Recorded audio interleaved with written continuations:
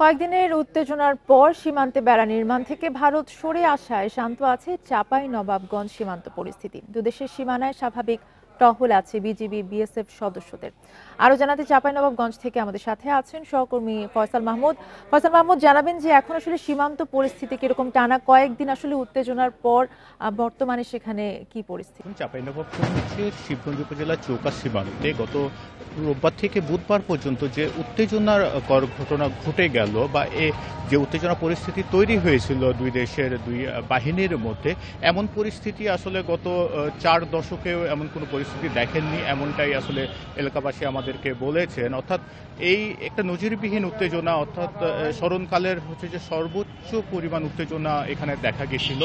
এরপরে আসলে দফায় দফায় যে পতাকা বৈঠক হয়েছে দুই বাহিনীর মধ্যে, এই দুই বাহিনীর মধ্যে পতাকা বৈঠকের পর আপাতত আসলে পরিস্থিতি স্বাভাবিক রয়েছে। আমরা যেটা দেখেছি, চৌকা সীমান্তের ওপারে বিএসএফ স্বাভাবিক টহল দিচ্ছে, এই পারে আসলে বিজিবির সদস্যরা স্বাভাবিকভাবেই টহল দিচ্ছেন। তবে স্থানীয় মানুষ যেটা বলছেন যে অন্যান্য সময়ের চেয়ে আসলে সীমান্তে একটা থমথমে অবস্থা বিরাজ করছে। অন্যান্য সময় যে পরিস্থিতি থাকে তার চেয়ে একটু উত্তেজনাকর বা চাপা উত্তেজনা রয়েছে, এমনটাই আমাদেরকে জানিয়েছে সীমান্তের মানুষ। আপনাকে যেটা বলি যে সীমান্তে অর্থাৎ চৌকা সীমান্তে যে কাঁটাতারের বেড়া নির্মাণ করতে পারেনি বিএসএফ, সেখান থেকে 25 কিলোমিটার দূরে আজমতপুর সীমান্তে গত শুক্রবার রাতে আসলে বিএসএফের গুলিতে এক বাংলাদেশি আহত হন। সেই আহতর ঘটনাকে স্থানীয়রা বলছেন যে চৌকা সীমান্তে যেহেতু তাদেরকে পরাজয় বরণ করতে হয়েছে বা পিছু হটতে হয়েছে, এরই প্রতিশোধ নিতে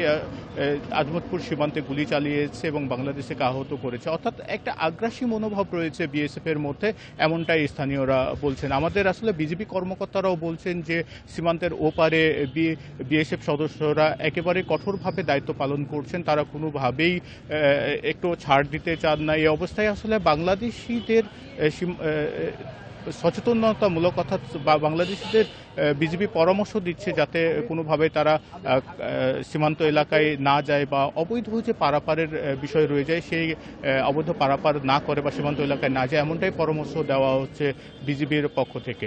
আপনাকে আরেকটি বিষয় বলে রাখি, আমরা আসলে গত কয়েকদিন ধরেই সীমান্ত পরিস্থিতি পর্যবেক্ষণ করছি। এই যে ঘটনাগুলো ঘটে গেল, এটিকে আসলে বিএসএফ বা ভারতীয় নাগরিকদের উস্কানিমূলক আচরণ এমনটাই বলছেন সীমান্তের মানুষ। কারণ তারা যেটা বলছেন যে একই সঙ্গে চাঁপাইনবাবগঞ্জ, নওগাঁ, লালমনিরহাট সহ বেশ কিছু সীমান্তে আসলে এরকম উত্তেজনাকর পরিস্থিতি তৈরি হয়েছে, এটাকে তারা পরিকল্পিত এবং উস্কানিমূলক হিসাবেই চিহ্নিত করছেন। জি, ধন্যবাদ আপনাকে। ফয়সাল মাহমুদ জানাচ্ছিলেন চাঁপাইনবাবগঞ্জ থেকে।